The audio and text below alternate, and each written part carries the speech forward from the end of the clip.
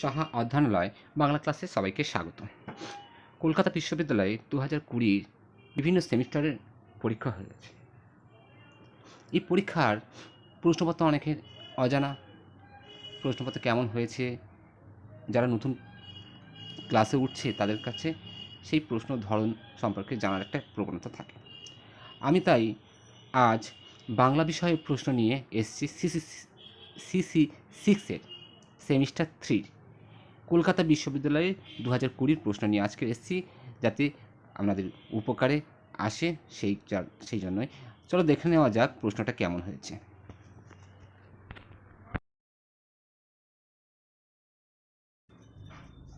দেখো বন্ধুরা, আজকে যেটা নিয়ে এসেছি সেটা হচ্ছে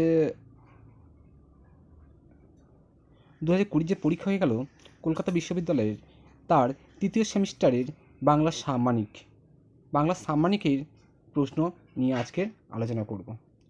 দেখুন, বাংলা সাম্মানিক অর্থাৎ বাংলা অনার্সের তৃতীয় সেমিস্টারের বাংলার প্রশ্নপত্র যেটা 2020 পরীক্ষা হলো, সেই প্রশ্নপত্র নিয়ে আজকে আলোচনা করব। সিসি কোর্স 6-এর প্রশ্ন। কোর্স 6 ঐতিহাসিক ভাষাবিজ্ঞান নিয়ে আজকের যে 65 নম্বরের প্রশ্ন আছে সেটা নিয়ে আজকের বিস্তারিত বলবো। দেখো তোমরা কী কী প্রশ্ন এসছে, কেমন ধরনের প্রশ্ন এসছে। এই প্রশ্নগুলো তোমাদের কিন্তু পরবর্তী যারা পরীক্ষা দেবে তাদের ক্ষেত্রে খুবই গুরুত্বপূর্ণ। এর উপরে ভিত্তি করে কিন্তু তোমরা সাজেশান থেকে সমস্ত কিছু করতে পারবে। আশা করি এটা খুব ভালো লাগবে। যদি ভালো লেগে থাকে তাহলে অবশ্যই চ্যানেলটি সাবস্ক্রাইব করবে, পাশে থাকা বেল আইকনটি প্রেস করে দেবে নতুন নোটিফিকেশান পাওয়ার জন্য।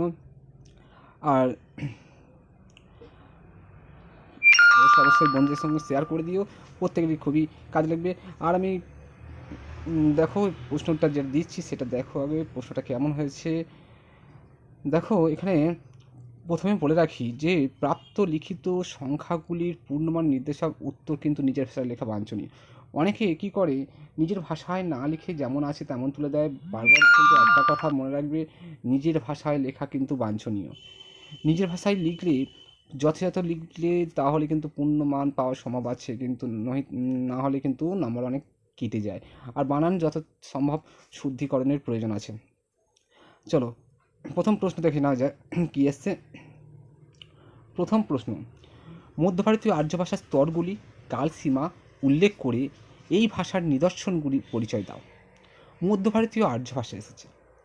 তোমাদের কিন্তু এবারে যারা পরীক্ষা দেবে 2021 যারা পরীক্ষা দেবে তাহলে তাদের প্রশ্ন থাকতে পারে মধ্য ভারতীয় আর্য ভাষার, এবারে প্রাচীন ভারতীয় আর্য ভাষা এবং নব ভারতীয় আর্য ভাষার কালসীমা, নিদর্শন এবং বৈশিষ্ট্য হচ্ছে ভাষাতাত্ত্বিক বৈশিষ্ট্য। ভাষাতাত্ত্বিক বৈশিষ্ট্য বলতে রূপতাত্ত্বিক ও ধ্বনিতাত্ত্বিক বোঝানো হয়। রূপতাত্ত্বিক বৈশিষ্ট্য, ধ্বনিতাত্ত্বিক বৈশিষ্ট্য খুব ভালো করে কিন্তু তোমরা করে রাখবে। চলো 2 নম্বরে যেটা প্রশ্ন আসছে, খ দাগের প্রশ্ন যে কোনো একটা করতে হবে। খ দাগের যেটা প্রশ্ন আসছে সেটা হচ্ছে বৈদিক ও ক্লাসিক্যাল সংস্কৃতের মধ্যে ভাষাতাত্ত্বিক পার্থক্যের কয়েকটি ক্ষেত্র সম্পর্কে সংক্ষেপে আলোচনা করো। তোমরা কিন্তু এখান থেকে যদি করে যাও তাহলে কিন্তু তোমরা কমন পেয়ে যাবে নবভারতীয় আর্য ভাষা, প্রাচীন ভারতীয় আর্য ভাষা 2021 জন্য বলছি। নেক্সট যেটা এসছে দেখো 2 দাগের প্রশ্ন, এখানে অথবা দেওয়া আছে, যে কোনো একটাই করতে হবে। 2 দাগে যেটা কী বলছে, প্রাচীন বাংলা ভাষার সময়সীমা উল্লেখপূর্বক এই ভাষার কয়েকটি রূপতাত্ত্বিক বৈশিষ্ট্য চর্যাপদের প্রেক্ষিতে উল্লেখ করো। অর্থাৎ মনে রাখবে এখানে যে যেমন করে বলা হচ্ছে তার ভিত্তিতে কিন্তু তোমার কিন্তু উত্তর দিতেই হবে। বাইরে দিলে হবে না। দেখো, প্রাচীন বাংলা ভাষার সময়সীমা উল্লেখপূর্বক এই ভাষার রূপতাত্ত্বিক বৈশিষ্ট্য, ধ্বনিতাত্ত্বিক বৈশিষ্ট্য দিলে চলবে না, আবার দিতে হবে চর্যাপদের প্রেক্ষিতে। অনেকে শ্রীকৃষ্ণকীর্তনের প্রেক্ষিতে দেয়। শ্রীকৃষ্ণকীর্তনের প্রেক্ষিতে পরবর্তী প্রশ্ন এসেছে আদি মধ্যযুগের বাংলা ভাষার ধ্বনিতাত্ত্বিক বৈশিষ্ট্য শ্রীকৃষ্ণের কাব্যের প্রেক্ষিতে। খুবই গুরুত্বপূর্ণ প্রশ্ন দুটো। আদি মধ্য যুগ পড়েছে তোমরা, কিন্তু প্রাচীন যুগ, কিন্তু এই প্রাচীন যুগ আর মধ্যযুগ পড়েছে, আধুনিক যুগেরটা তোমাদের দেখতে পারো। প্রাচীন বাংলা পড়েছে, নববাংলা, মধ্য বাংলা তোমার করে রাখতে পারো। নেক্সট প্রশ্ন দেখো,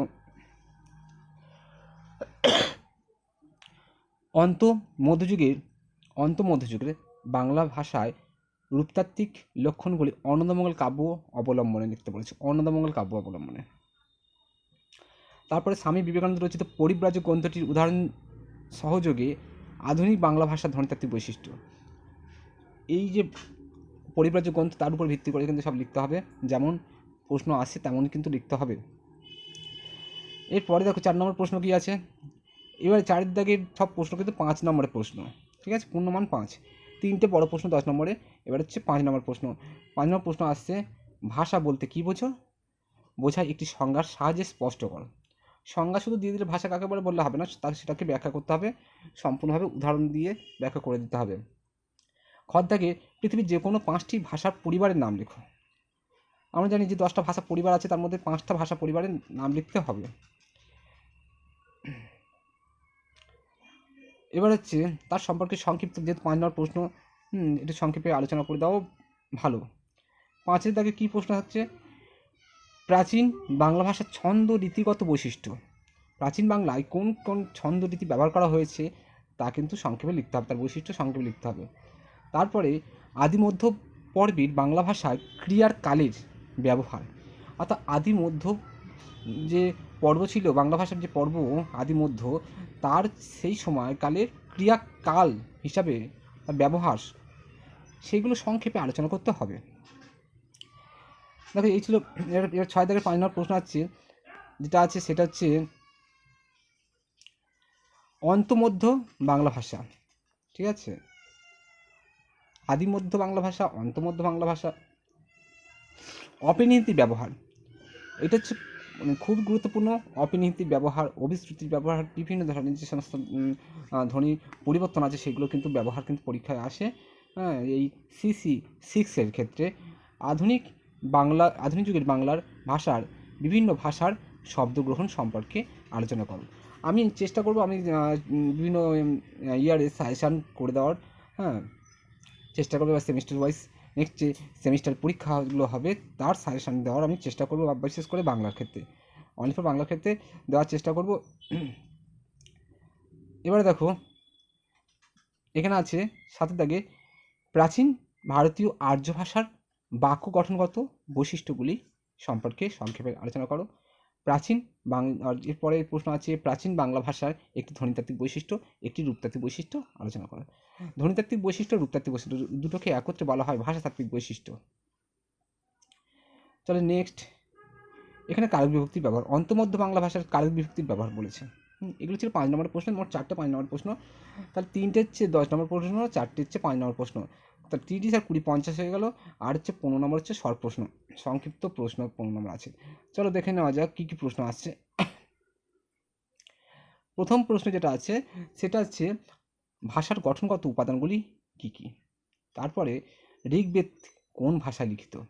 তারপরে দেখো বৈদিক ভাষায় ক্রিয়ার কাল কয়টি ও কী কী। পরবর্তী যেটা দেখো, প্রাকৃত শব্দের অর্থ কী। প্রাচীন ভারতীয় আর্য ভাষার আনুমানিক বিস্তৃতিকাল উল্লেখ করো। দ্বাদশ থেকে দ্বাদশ কী জাতীয় পরিবর্তন, এর ধ্বনি পরিবর্তন থেকে এসছে। তারপরে দেখো গাহাসৌ সঙ্গ কোন প্রাকৃত ভাষায় রচিত। তারপরে প্রাচীন ভারতীয় আর্যের কথ্যরূপের কটি আঞ্চলিক উপভাষা রয়েছে, কী কী, সেটা লিখলে ভালো, শুধু কয়টি চেয়েছে সে কয়টি লিখলেও হবে। অন্তমধ্য বাংলা ভাষায় রাম গ্রেটার দ্যান রাম, এটা কী ধরনের পরিবর্তন।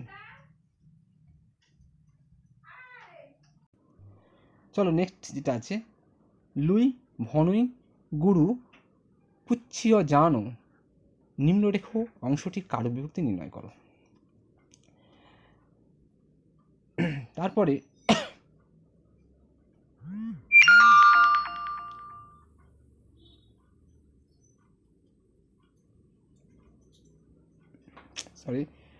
তারপরে প্রশ্ন দেখো,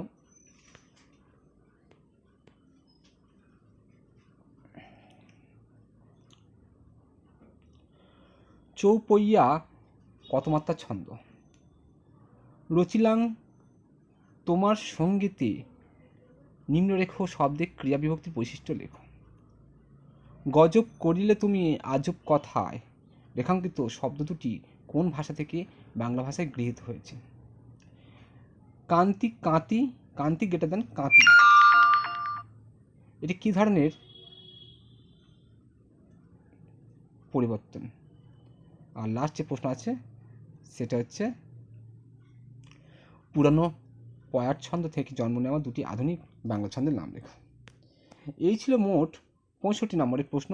তোমরা আশা করি বুঝতে পেরেছো। আবার তোমরা দেখতে পারো।